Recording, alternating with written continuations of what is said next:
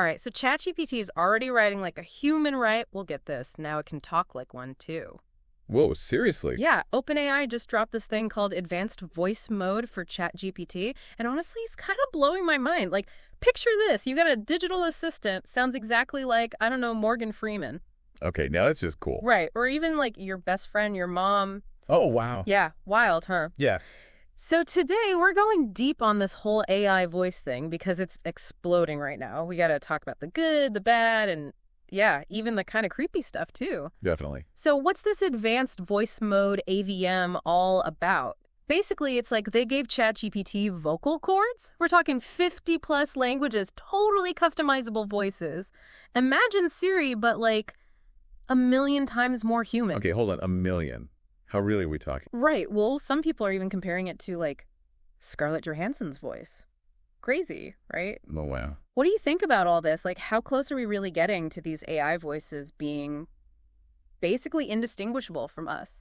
It's pretty incredible. This whole voice synthesis thing has come a long way. I mean, remember those old school robot voices, like super monotone, no emotion? Oh, yeah, totally. We've gone from that to AI that can sound super nuanced. Like you can hear the little breaths, the emotion in their voice. It's almost like, how we're wired to react to voices. It's true. There's just something about hearing a human voice that gets to you. Yeah, totally. But I gotta say, the whole AI thing, being able to copy that so well is a little, I don't know. So creepy. Yeah, exactly. Yeah, no, I get that. It's that whole uncanny valley thing, right? Like when something's almost too realistic, it kind of freaks us out. Totally.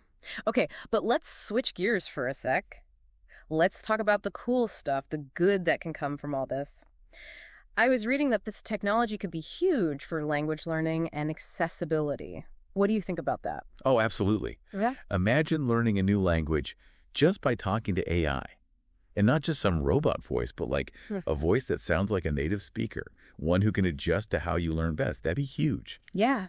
And for people with disabilities, AVM could be a game changer.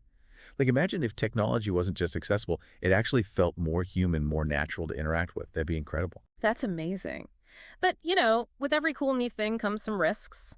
The research mentioned the possibility of, people using this tech for bad stuff. What are some of the downsides we need to be thinking about? I think the biggest one has to be misinformation.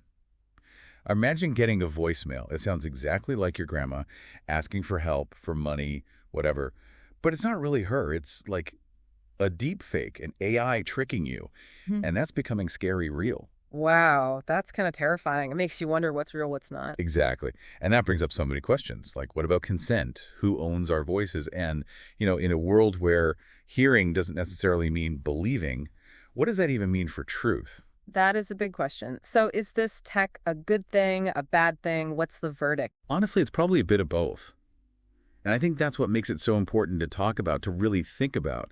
Like this whole thing forces us to ask some deep questions. What makes a voice human? What does it mean to let someone use your voice? And how do we learn to be more skeptical, more discerning in a world that's just flooded with all this crazy, realistic audio? It's a lot to unpack. What gets you excited about this tech? And what worries you? We got to keep this conversation going. Let us know what you think.